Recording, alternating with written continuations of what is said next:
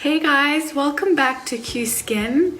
We're going to go through another session, and today we're going to discuss having an impaired skin barrier or an unhealthy skin barrier. And it really is so applicable now, especially in winter in South Africa, and especially if you're in Johannesburg.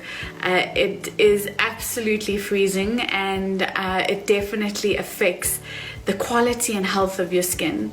So I just want to take you through a few contributing factors as to how you would get an impaired skin barrier and things you can do to avoid it. So basically, what is an impaired skin barrier and how do we get an impaired skin barrier? So essentially, an impaired skin barrier or unhealthy skin barrier is associated with what we would typically say a sensitive skin or even a dry skin. And what that is it is actually a skin that is not generally sensitive because you are born with a sensitive skin, but a skin that has become sensitized. So that redness, that dryness, that flaking that you possibly experience or itching on the skin is because your skin has become sensitized to the environment that it's in. So the environment could be factors like I've already mentioned, the weather, so the air becoming a lot drier and there's no moisture within the air.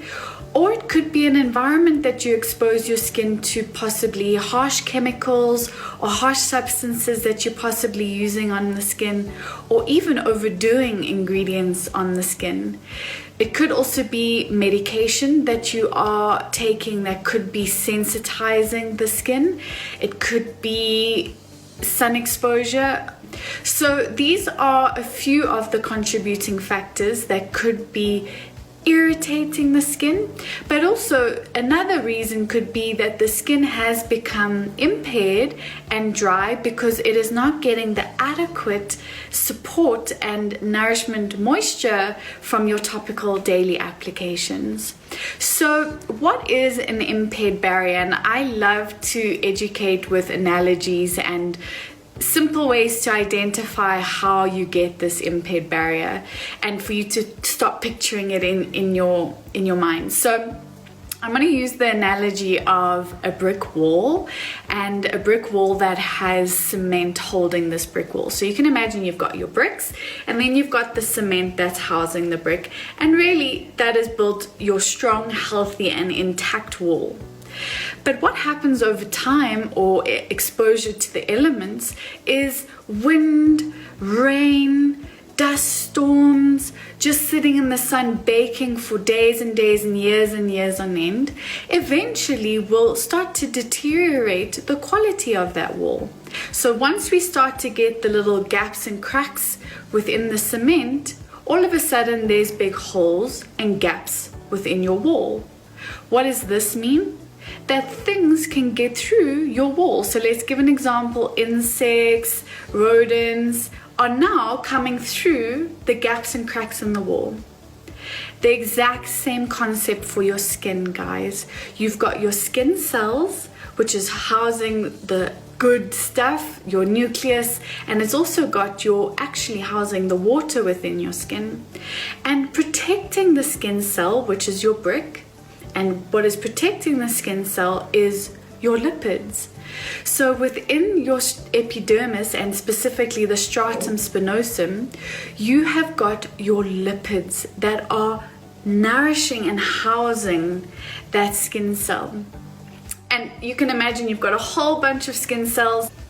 Now what happens is, due to the elements that we discussed earlier, this lipid layer can disintegrate and fade away essentially, and it will also, the skin will stop producing lipids within the stratum spinosum. So now you can start to imagine that we've started to lose the quality and substance of our lipid layer, and without the lipids protecting the skin cell, you can imagine the skin cell is now exposed just like those bricks were.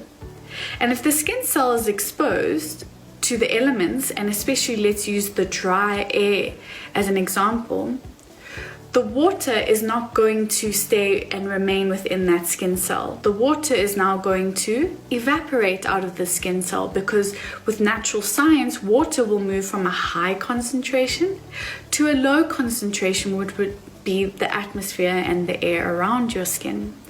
And without that lipid layer holding it in, it is going to evaporate very easily. So not only now do we have gaps and cracks within our skin because we have no lipids, but also our skin cell has now disintegrated and, let's say, diminished from a plump juicy grape to a now dried up shriveled raisin. It is going to now start showing very evident gaps and cracks within the skin. And now this leaves our skin being exposed to elements, which is now making our skin sensitized, irritated, red, itching.